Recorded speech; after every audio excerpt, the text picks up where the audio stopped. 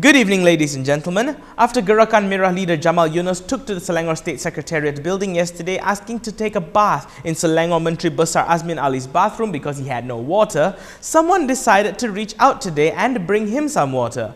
Social media personality Cheryl Emma, who is better known by her moniker Ratu Naga, rented a Toyota Hilux and drove up to Jamal's house in Ampang earlier today, only to be stopped by a crowd of some 30 people who proceeded to splash her with syrup bandung, flour and eggs.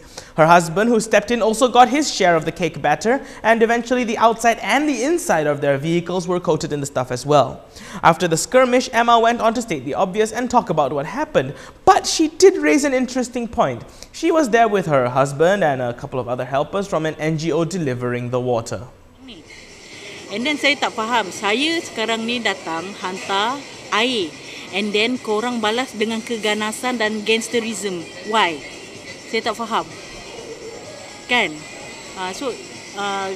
Then kemudian lepas semua tu berlaku, dia orang campak telur semua dekat dalam kereta saya, dekat luar kereta saya, semua habis semua. And baju saya pun koyak. Okay, dan saya seorang perempuan sahaja dekat situ dan dia orang perlu 30 orang untuk handle saya. Saya tak faham.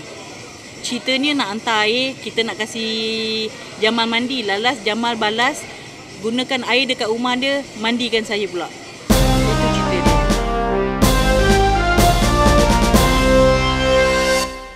While Jamal was busy turning food into ammunition so that he could battle the Dragon Queen, trucks and bulldozers began pulling in at the Second Fisherman Village Hotel Resort. Never heard of it? That's because it's in Sekinchan, and chances are if you're in Sekinchan, it means you're lost. As of now, it looks like the hotel is no more, as the Sabak Bernam District Council has demolished it as it did not have the paperwork and license to operate for the past few years.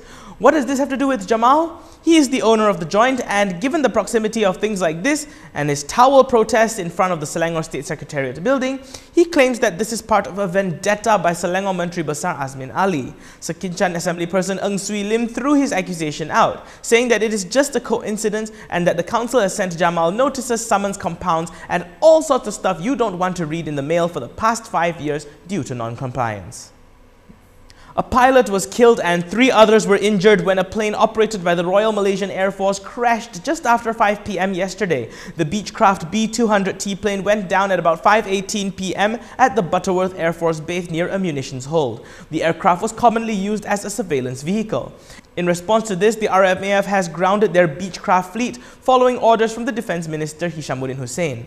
The orders were issued by Hishamuddin as to enable a full investigation to identify the cause of the crash and to ascertain that the remaining 3 Beechcraft planes in the fleet are safe and fit to fly.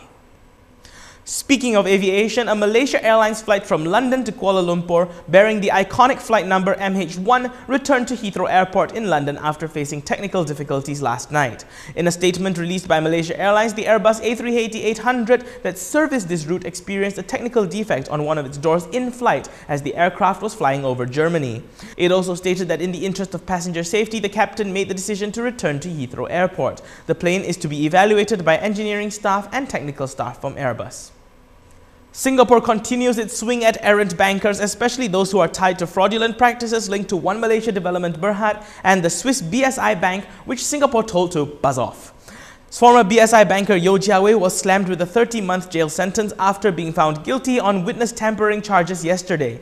The courts of Singapore also aren't done with their turn to give Yeo a beating, as Yeo will be charged with money laundering, forgery and cheating. This morning, Second Finance Minister Johari Abdul Ghani praised and welcomed Yeo's conviction and elaborates that it is very good because we want to make sure all banks that facilitated fraud and wrongdoing should take action. And that's the fact sheet today. It's almost Christmas, everyone, and the ringgit is still at 4 ringgit 48 cents to the US dollar. Is this a good sign that we're about to bounce back, just like Johari said a few days ago? Let's talk about it in the comments. Don't forget to hit like, subscribe, and share this video. I'm Daniel Anthony. Thanks for watching.